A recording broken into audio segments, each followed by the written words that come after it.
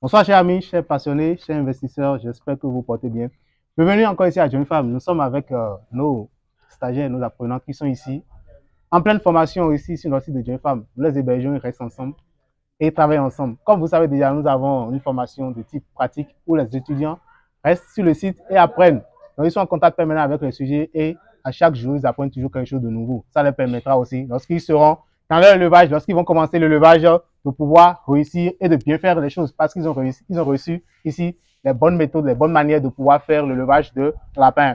Aussi, nous avons la formation en ligne que nous dispensons. C'est pour ceux qui n'ont pas le temps et qui suivront aussi cette formation. Ça va les aider en fait à pouvoir avoir une idée et un plan d'affaires lorsqu'ils veulent faire l'élevage de lapins, que ce soit l'élevage de lapin, l'élevage de la volaille, l'élevage des cailles, l'élevage des ouracans ou bien l'élevage du porc. Vous savez que Jeune Femme fait tous ces élevages et nous avons décidé aussi pouvoir transmettre en fait toutes ces connaissances que nous avons emmagasinées depuis notre existence jusqu'à ce jour.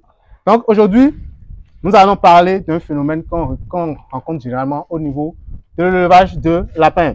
La dernière fois, nous avons étudié, nous avons parlé jusqu'à la mise bas de lapin, n'est-ce pas? Ouais. Ça va, non? On a parlé jusqu'à la mise bas de lapin. Donc, il y a quelque chose qui se passe souvent et qu'on n'arrive pas à apprécier. C'est savoir si une lapine, en fait, arrive à correctement alerter ses petits. Vous voyez, par exemple, nous avons la gamme Optima ici à Jeune Femme. Et la gamme Optima, en fait, nous donne jusqu'à 16 lapéraux en une mise barre. Donc, l'éleveur doit avoir, en fait, des qualités qu'il faut pour pouvoir s'assurer que ces lapéraux, tous les lapéraux arrivent à trouver le lait maternel, que la lapine allaite correctement, en fait, ses petits. Et les croisements que nous avons fait entre la gamme Optima et nos lapins d'ici nous donnent jusqu'à 10 petits par mise barre, 10 lapéraux, pardon, par mise barre. Donc, il y a tous ces facteurs mis ensemble qui amènent à ce que vous devez avoir un bon sens d'observation et savoir ce qui se passe réellement dans les boîtes à nids. Alors, qui peut me dire ici parmi vous, en fait, comment est-ce qu'on arrive à savoir si une lapine arrive à allaiter correctement ses petits? Comment on sait si cette lapine allaite ou pas ses petits? Qui peut répondre? Ouais. Bon, pour savoir si une lapine allaite correctement ses petits, on peut vérifier au niveau des mamelles de la lapine, voir si elle produit bien du lait d'abord. Comment? Bon, on peut essayer de traiter les mamelles de la lapine pour voir si le lait sort. Si le lait sort? Ouais. Ok. Si ça sort en quantité aussi. Si ça sort en quantité aussi. Ouais. Après, on peut aussi vérifier au niveau de la paroi abdominale des lapéraux. Ok. Pour voir s'il y a le lait au niveau de leur paroi abdominale. Ça, la couleur sort. La couleur blanchâtre sort au niveau de la paroi abdominale des lapéraux. Ok, et ça se constate. Ok. Après ça aussi, ça peut aussi se remarquer au niveau de la croissance des lapéraux. Ok. Quand les lapéraux consomment bien le lait, ils se développent très vite. Ça peut aussi se constater à ce niveau aussi. Ok, d'accord. Donc, c'est un peu... Donc, voilà à peu près comme l'a expliqué notre apprenant. Vous voyez en fait les effets de la formation. Et c'est maintenant, aujourd'hui, comment est-ce qu'on peut reconnaître si une lapine allaite ou pas. Vous savez, la production de lait de lapine en une portée est d'environ 7 litres. 7 litres de lait. D'accord? Il y a parfois que les lapines n'arrivent pas à produire toute cette quantité de lait.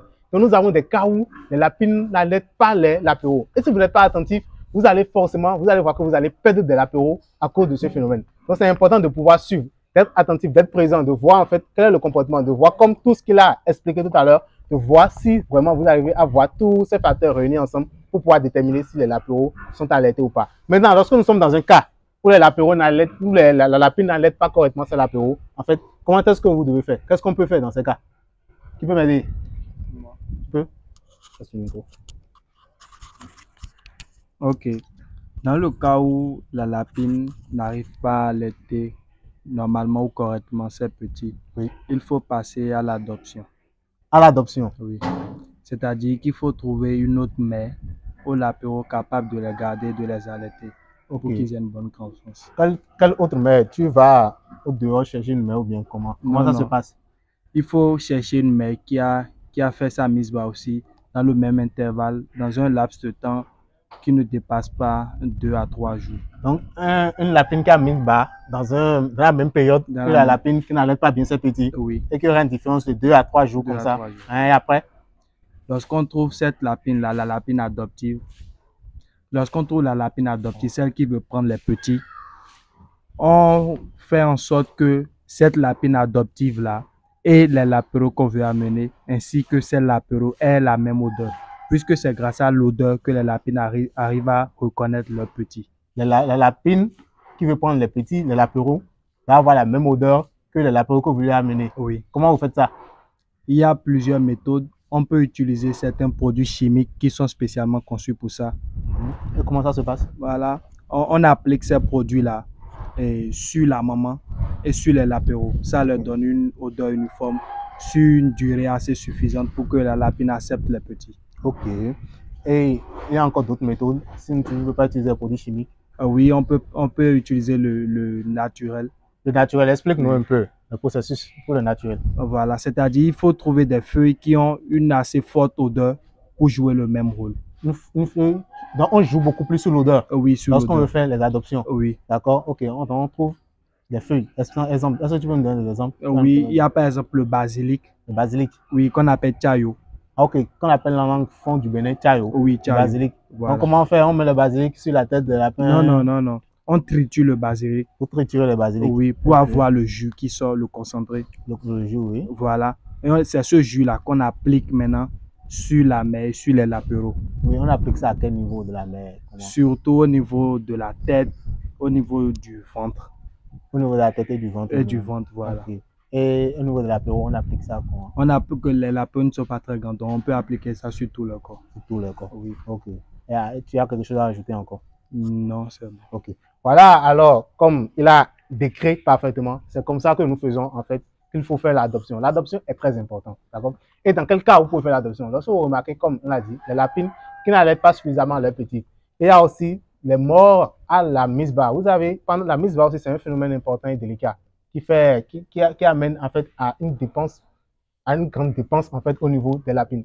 Donc, pendant ce processus, vous avez remarqué que vous pouvez perdre des lapines à la misbah. Donc, quand on perd des lapines à la misbah, alors qu'elles ont mis bas, alors que vous avez des petits, les lapereaux là, vous avez déjà 10 lapereaux là, vous n'allez pas laisser. Donc, qu'est-ce que vous faites? Vous essayez en fait de faire exactement comme notre collaborateur vient de dire, de faire exactement comme il a dit, ou vous adoptez les petits à d'autres mères qui ont mis bas dans le même intervalle de temps, Et aussi, l'autre chose aussi, c'est quand vous avez des portées un petit peu trop élevées.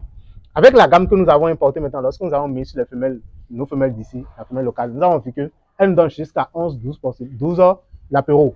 Donc, ce qui se fait, lorsque vous mettez 12 lapéros chez une seule lapine, elle aura beaucoup de difficultés à pouvoir prendre soin de tous ces 12 lapéros. Donc, ce qu'il faut faire, c'est qu'il faut voir exactement et rééquilibrer. Si vous avez quelque part où il y a 8, vous rééquilibrez en fait la taille de la portée. Ça permet en fait à ce que les portées au niveau des lapines soient plus ou moins uniformes. Et quand vous allez travailler sur l'odeur pour pouvoir faire maintenant l'adoption, vous allez voir que les lapines pourront bien allaiter tous les autres lapéros et vous aurez alors un bon taux au sevrage.